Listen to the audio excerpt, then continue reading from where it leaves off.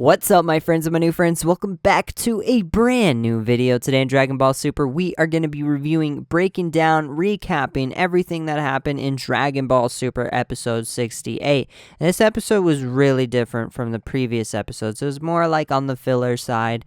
It was definitely an interesting episode because with the Goku Black and Zamasu arc closing out, we've got something where Goku is just running around collecting the Dragon Balls, trying to revive King Kai and make his halo disappear.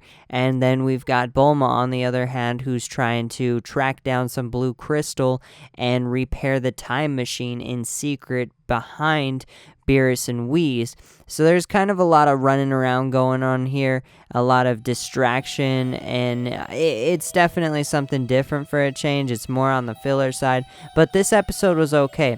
So let's go ahead and start reviewing it. At the beginning of the episode, Bulma sneaks off to repair the time machine, but supposedly she needs certain parts from the future. Apparently, she is hiding the time machine from everyone, and she wants to keep the repairs a secret. From what it seems, Bulma needs a replacement for the blue crystal shard that is in the time machine, so she is researching where she can get her hands on one. Perhaps she is plotting something that could potentially disrupt the balance of history.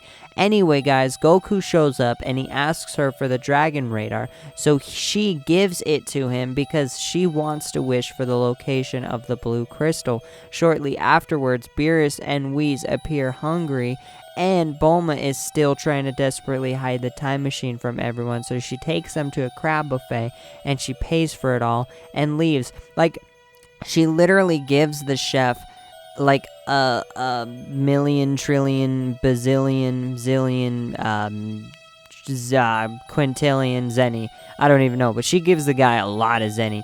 So Goku eventually shows up at Capsule Corporation after a while with these 7 Dragon Balls. Like, he has already collected all 7 of the Dragon Balls within one episode.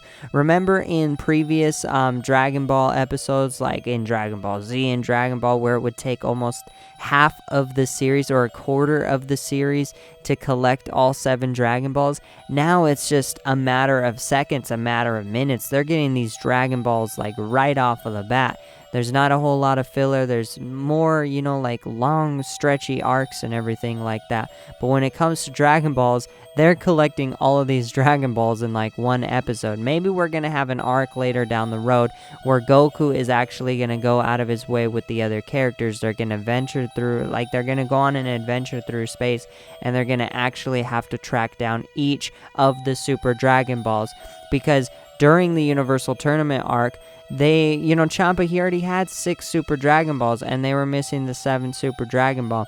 They competed for the Super Dragon Balls, and it eventually turned out to be that they were that unknown planet they were competing on during that tournament ended up being the last Super Dragon Ball. So perhaps later on down in the series, we're going to have a huge story where the characters break out from their natural habitat, from their natural world, from Earth, and some of them go on an adventure together to track down the Super Dragon Balls. And maybe this will go on for like 30, 40, 50 episodes or something. I don't know, but I definitely like to see some kind of adventure like that, like some massive arc that includes the Super Dragon Balls and a villain, similar to Goku Black and Zamasu. Now, continuing on where we left off, Bulma notices Shenron from the window inside of the crab buffet, and she bolts, leaving the chef with enough money to cover the cost of the crab dinner. And Beerus and Whis are they're just hanging out, they're chowing down, and she uses the crab buffet as a diversion to distract them from noticing Shenron so she could get her wish, because she doesn't want them to spoil her plans with the time machine repairs, and she knows that Beerus and Whis will be furious if they find out she's going after that crystal for the time machine because she's trying to repair it. And from what it seems, ever since the Goku Black Zamasu arc, Beerus and Whis seem to be enforcing time travel restrictions, and they don't want humans like Bulma to abuse it. So eventually they take matters into their own hands towards the end of this episode, and they intervene and destroy the blue crystal along with the time machine that she has hidden away that she is repairing. So this is really massive, guys. Like Beerus and Whis, they're definitely enforcing time travel restrictions, and they don't want anybody to be time traveling anymore. Like now that Trunks and Mai are gone, they've time traveled back to their new world, wherever it is they are. Maybe we'll find out more about that down the road. Maybe we'll encounter a new enemy that they'll eventually come back to the present and warn everyone about. But from what it seems, Beerus and Whis don't want anyone to mess with time. So this is pretty massive, guys. They're definitely enforcing these the time travel restrictions. They don't want anybody to do it. So jumping back a little bit, after Goku collects the Dragon Balls and summons Shenron, his primary goal is to revive King Kai, but Android 18, Master Roshi, Oolong, and Puar show up, so everyone is literally trying to grab the final wish for themselves. You won't believe this, guys, but you probably will. And from a distance away, Pilaf, Maichu are plotting to steal the last wish for themselves. And just before they attempt to make their move, Goten and Trunks arrive.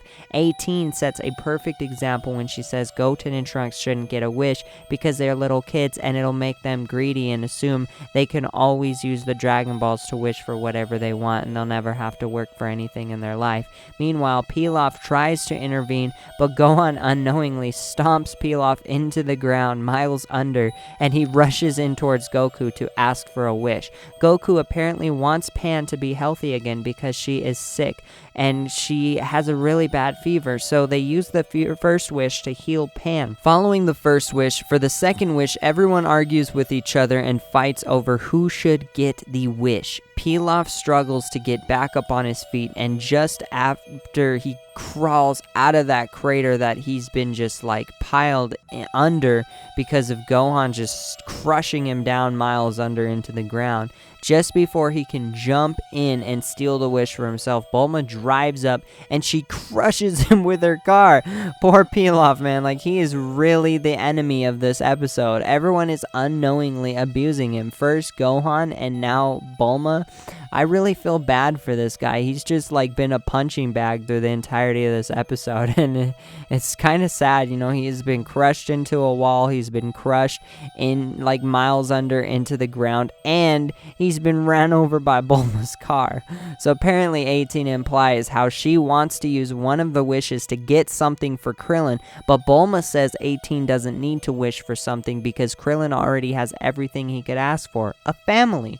Afterwards, Bulma bribes 18 and tells her to give Oolong her panties, and so she gives Android 18 a briefcase full of cash, and all she has left to deal with is Master Roshi, because, you know, Android 18, she just takes her panties off, gives them to Oolong, smacks him high up into the ground, and then he flies miles away, and she just gives him all this cash, she just gives her all this cash, and it's pretty funny. But anyway, guys, Roshi tells Bulma that all he wants to wish for is a car full of hot babes, so Bulma literally calls in a vehicle full of women to hang out with him. Now Bulma can finally get her wish. Bulma tells Goku that he can have the wish to revive King Kai if he goes to Earth's core to fetch the blue crystal for the time machine, but supposedly Shenron says he won't wait for Goku to return with the crystal, so Bulma spooks Shenron by mentioning Beerus. Goku puts on an anti-magma protective suit and he teleports to Earth's core to retrieve the crystal, but Beerus and Whis interfere with her plan, so Beerus takes the crystal from Goku and all of them return to Capsule Corporation, but Beerus is furious with Bulma, so he destroys the crystal shard along with the time machine, and just before Goku can wish for King Kai's life back, Shenron literally bolts when Beerus arrives, and he just destroys the time machine and the shard. Like, Shenron is really spooked and frazzled and just absolutely afraid, terrified of Beerus, the god of destruction. Anyway, guys, with the episode over, apparently Arale is going to be in next week's episode, and she's going to be battling someone ferociously strong. Could this ferociously strong individual, ferociously strong warrior be Goku or perhaps someone else? I have no idea, but I'm going to place my decision on Goku. Who do you think Arale's opponent is going to be? Anyway, guys, that's pretty much a wrap for today's video. I hope you guys enjoyed. I'm very thrilled for next week's episode, and I can't wait to review episode 69. Thank you so much for being patient for this video. Thank you so much for being patient with my videos overall. They take a lot of time to make, and I try to keep you guys up to date every day. Thank you so much for watching these videos. Please keep living life to the fullest every single day. Live positive and enjoy life. You guys are the greatest, the best of the best. Thank you so much for the support on these videos. I love you guys so much. Please be careful out there. Please be safe. Please make good decisions. Please have a positive day tomorrow. And peace.